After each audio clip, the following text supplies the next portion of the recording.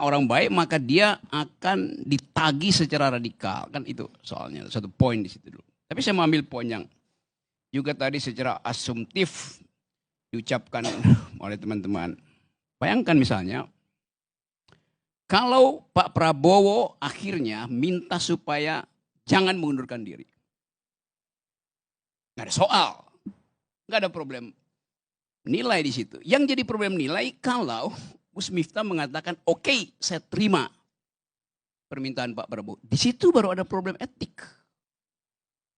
Kan orang akan nilai kepentingan politik mengalahkan kepentingan moral. Kan itu soalnya kan. Jadi itu dasar kenapa kita mesti selalu kasih argumen di balik posisi-posisi kita tuh.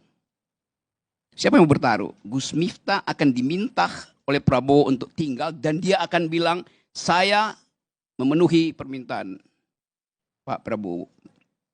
Nah itu jadi busuk gitu. Karena dia udah ambil the highest of public ethics, itu mundur. Udah. Tidak boleh dibujuk lagi. Kalau mau dibujuk, diuji lagi moralnya tuh. Oh, jabatan itu penting. Nanti akan ada jabatan baru diberi pada dia. Harusnya Gus Miftah bilang, saya merasa bersalah dan saya tidak mau lagi diminta dalam jabatan apapun. Itu yang namanya kemakrifatan maksimal. Udah dapat nggak dalilnya? Tapi ini juga pelajaran. Saya kasih kuliah etik puluhan tahun di universitas itu. Coba saya terangkan satu suasana. Kita mesti lihat di dalam peristiwa ini ada berapa komponen sebetulnya. Yang pertama soal pragmatisme itu. Kalau Prabowo minta masuk lagi, itu ada pragmatisme politik. Kebutuhan Gus Miftah mewakili satu segmen di dalam masyarakat Indonesia itu. Itu pragmatisme, bahkan politik. Yang kedua, ada nilai di situ pragmatisme yang juga dimanfaatkan oleh mereka yang menyumbang pada Son siapa namanya? Son Ajit. Apa motifnya? Dia playing God di situ. Lu kecil nih, gue sumbang sama lu. Kan dia menghina juga sebetulnya kan. Kenapa memang kalau dia memilih untuk jadi penjual teh, kenapa you mesti angkat derajatnya? Dia pilih sendiri kok. Dan dia lebih mulia mungkin daripada penjual negara. Kan kita mesti berpikir radikal dalam soal-soal itu. Jadi mereka yang menyumbang juga harus di riset. Ini betul-betul menyumbang di dalam upaya untuk apa? Ya oke, bukan dari dulu kan ya bayar pajak aja lah, nanti semua pajaknya yang masuk ke Son Haji kan lebih gampang itu secara berpikirnya. Jadi pragmatisme ada di situ. Di dalam kasus ini juga ada patriarkisme. Gus Miftah secara tidak sadar di pikirannya, dalam pikirannya ada stok patriarki itu. Buat siapa? Yang nilai siapa itu? Ya bukan umatnya yang udah biasa dibercandain.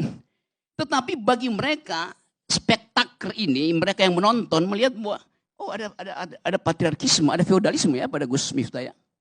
Itu yang menimbulkan heboh sebetulnya tuh. Secara teoritis begitu tuh.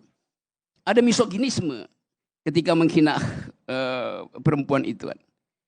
Jadi kita juga hidup di dalam komunitarian ethics. Yang tidak mungkin kita bahas satu persatu. Oh ini nggak cocok di situ, ini cuma dicocok.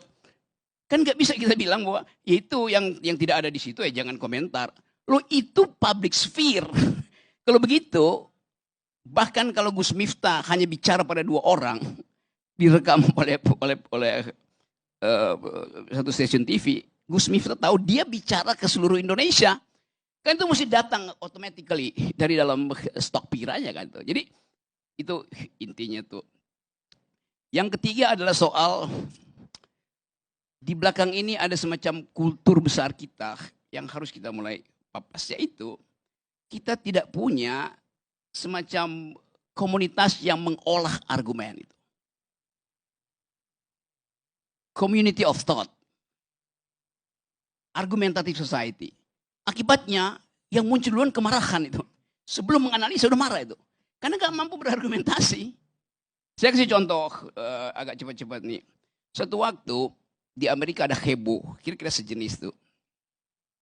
Rektor Harvard University namanya Lawrence Summers. Lawrence Summers ini sebelum jadi rektor Harvard, dia adalah menteri keuangannya Bill Clinton.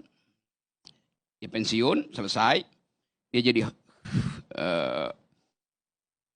rektor di Harvard University, presiden Harvard University itu, namanya rektor. Ini orang ahli matematik, bikin riset tentang hubungan variabel untuk melihat efisiensi itu. Satu waktu dia berkomentar begini, ada dosennya di Harvard yang mungkin mau nulis disertasi atau mengambil profesor, dia bilang begini, perempuan itu tidak mampu berpikir matematikally. Lalu heboh di Amerika tuh. Kalimat perempuan tidak mampu berpikir matematik. Sebelum dia terangkan bahwa dalam riset genetik memang laki-laki itu 10% di atas perempuan di dalam bidang matematik itu.